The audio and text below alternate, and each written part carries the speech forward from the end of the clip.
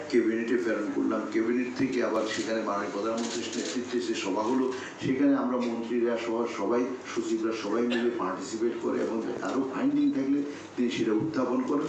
তারপরে সেখানে আলোচনা হওয়ার পর দিয়ে এরপর চূড়ান্ত অনুমোদনের জন্য আবার আপনার মতামতের জন্য আইন মন্ত্রণালয়ে প্রেরণ করা হয়। আইন মন্ত্রণালয় থেকে এসে এরপরে চূড়ান্ত অনুমোদন করে এরপরে দিয়ে এটা পার্লামেন্টে উত্থাপিত হয়।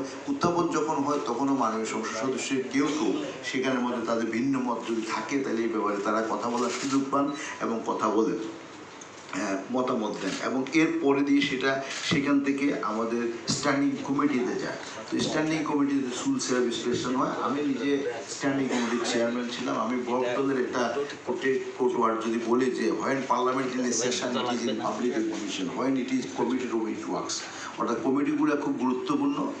আমরা কতটুকু গুরুত্বপূর্ণ করতে পেরেছি এই বিতর্কে আমি যাব না, কিন্তু কমিটির রুমটা অত্যন্ত, standing committee is very important এবং সেখানে একটা ভালো একটা সুবিধা হয়েছে যে 96 সনে মাননীয় প্রধানমন্ত্রী শেখ হাসিনা এই প্রধানমন্ত্রী সরকার গঠন করার পরে স্ট্যান্ডিংগুলা নন মিনিস্টারকে চেয়ারম্যান করার ব্যবস্থা করছে। এর আগে চেয়ারম্যান যিনি হতেন উনি মিনিস্টার,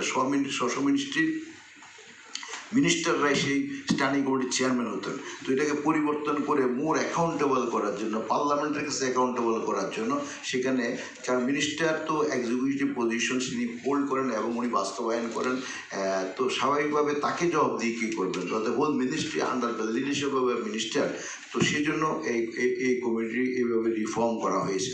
তো আবার এরপর ওখানে করা হয়, এরপর দিয়ে সেখান থেকে আবার সেখানে রিকমেন্ডেড হয়ে সেটা পার্লামেন্টে আসে। সেখানে আবার মাননীয় সংসদ সদস্যদের স্ব অবস্থান থেকে তারা কোনো সংশোধনী এবং ব্যাপক বক্তব্য রাখার সুযোগ পান এবং কোনো বক্তব্য অথবা কোনো সংশোধনী যদি গ্রহণযোগ্য বলে মনে হয় তাহলে সেগুলোকে আমরা আবার গ্রহণ করি।